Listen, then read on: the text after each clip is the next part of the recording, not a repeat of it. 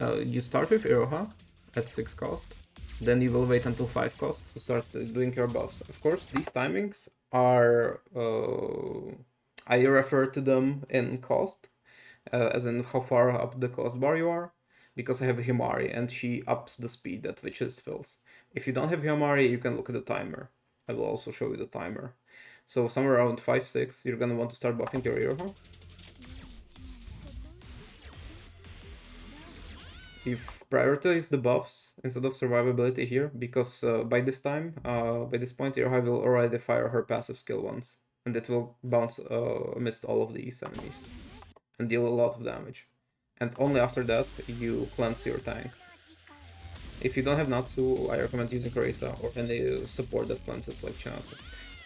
After this, she will shoot her passive skill one more time, and even though you already have the cost here for Ibuki, don't play it yet, because if you do, then it will cancel this animation, and it will also cancel the whole skill. And I believe this passive skill actually deals more damage than Ibuki X. I'm not sure about that, but it feels like it. Yeah, 5 health bars from the passive, and then you do Ibuki. And that's gonna take off 5 health bars, so you would be shooting yourself in the leg in that case. Okay, after that, just wait until your bar is full. You can already summon Iroha somewhere around here, or I like to wait until her passive skill procs the third time. And after that I resummon her. Then you'll wait for 8 cost, or somewhere around 245 to start buffing her.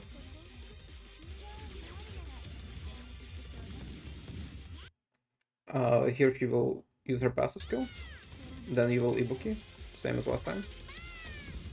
And only after that you will Natsu, because you can Natsu at the start of the laser. I mean, you can cleanse your tank at the start of the laser. It's gonna clean the debuff and then your tank's gonna be totally fine. After that you get another passive skill, and then we don't actually go for the third passive proc. This is very important.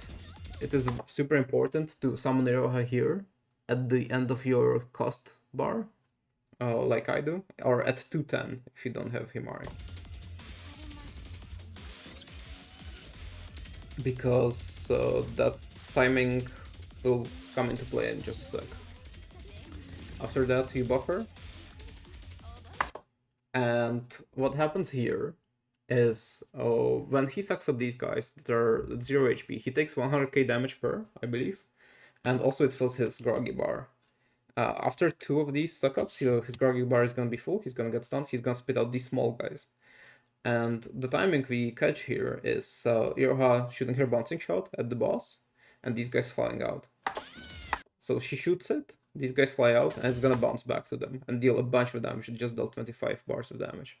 And after that you want to deal as much damage to these guys as possible, because they have a damage multiplier on them. They take much more damage than this big guys he usually summons.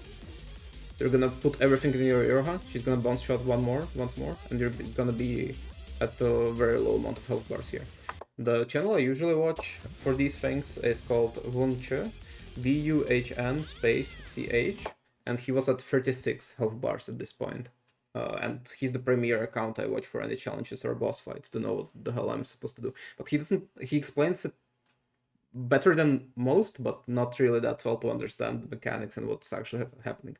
He just gives you the timings and the team comps, which is more than enough for me, but if you don't have the team comps, then it's not gonna help you if you don't understand what's actually going on in the boss fight, what you're trying to do.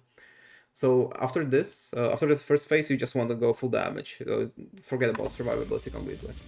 So you're gonna play a new Iroha. You're gonna buff her. If you have a Himari here, try using Himari first, so it rotates to Himari as your first buff. You're gonna buff her as much as possible. You're gonna use Ibuki after the normal shot here. So the normal thing procs here, you use Ibuki, and then you forget about your tank, you just go full damage, because you can kill him now. And after the next passive proc, boom, that's it. So that's pretty much the run. This will always be applicable in Perorodzilla, even years into the future, hopefully, because right now we can one team clear quite comfortably on Insane, and I don't really plan on doing Torment, to be honest.